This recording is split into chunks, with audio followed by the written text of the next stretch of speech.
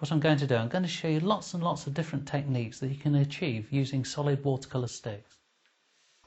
The rendering process with coloured pencils is very similar to that of graphite and charcoal. The basic elements for laying down colour are strokes. The difference happens in how you apply those marks and the shape and the length of them. Here I'm applying short strokes using a number of different colours to create texture and also to cover the surface. The strokes could be even shorter than this, i.e. a series of dots in a pointillist style. We're not actually mixing colours here, we're merely laying one colour against another. So that what's happening, we're getting optical mixing of the colour in a similar manner to the way the Impressionists would have painted. If I create another rectangle now, I can show you another type of shading or way of applying colour to the surface of the paper.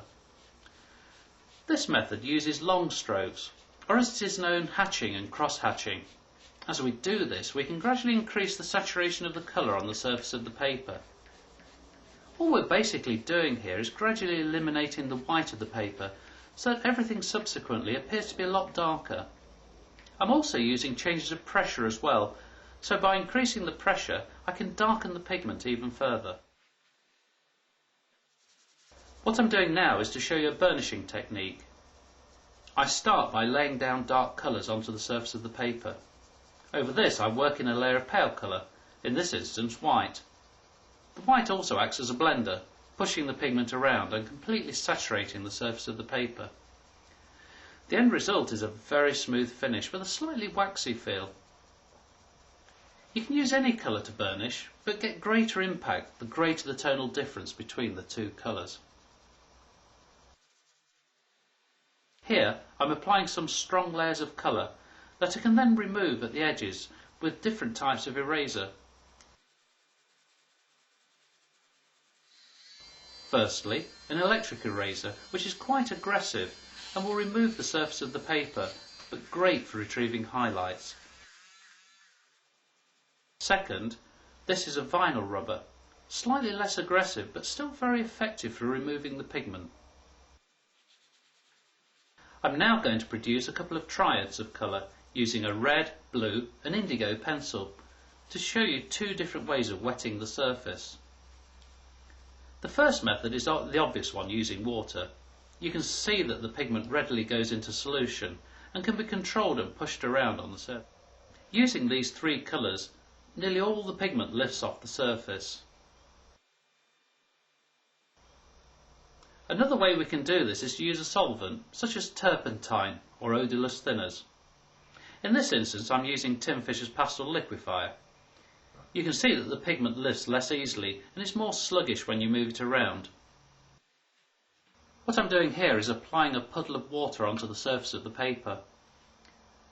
Watercolour pencils are one of the few instruments that you can use virtually underwater.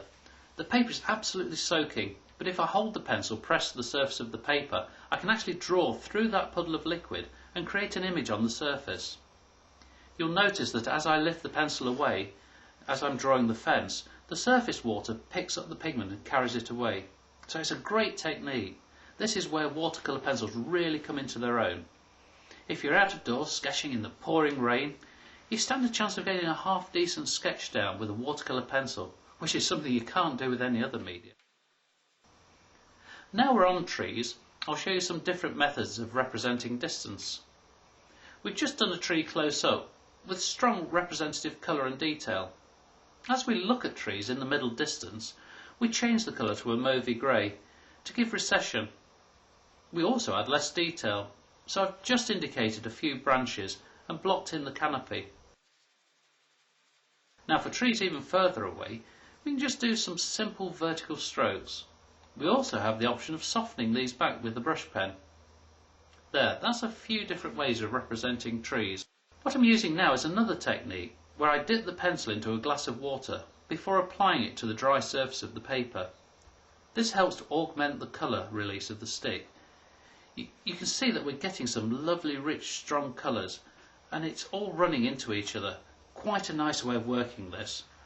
The other thing you'll notice is that as you go into a wet area, the sharp tip also creates some light branches as well.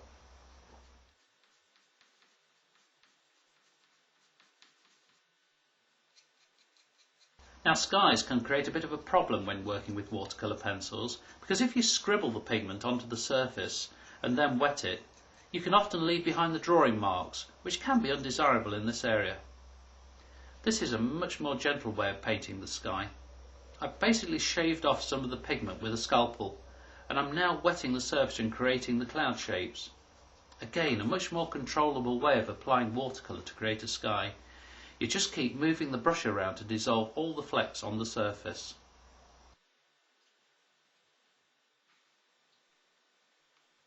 I'm going to show you an easy way of painting figures and crowds.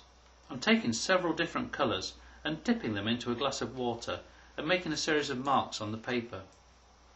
Amazingly enough, they start to look like people, and if we add a few heads and feet and shadows, the crowd miraculously appears. We don't have to match legs to heads. I just let my mind tell me which ones look like figure shapes. Another way that we can paint figures is by using the brush pen to remove pigment from the tips of the pencil and then draw directly onto the paper. This is also a good method of adding fine detail into your paintings.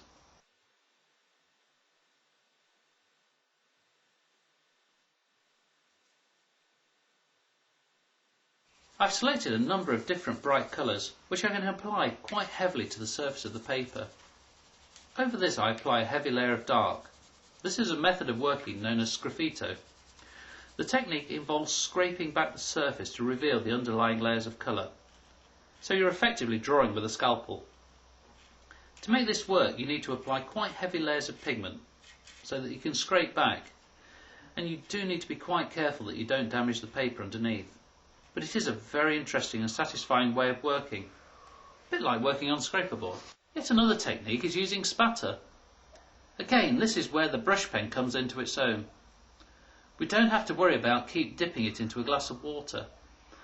I'm starting with a yellow and then changing to a blue, which immediately gives us a green. And as we continue using the blue, obviously it gets bluer. Into this wet surface I can then draw, so I'm creating shapes and patterns just by using dry pencils into the wet surface. To create flower heads, I've dipped the stick into water again, so we're getting a lot of pigment going onto the surface. A few quick strokes create stalks and seed heads.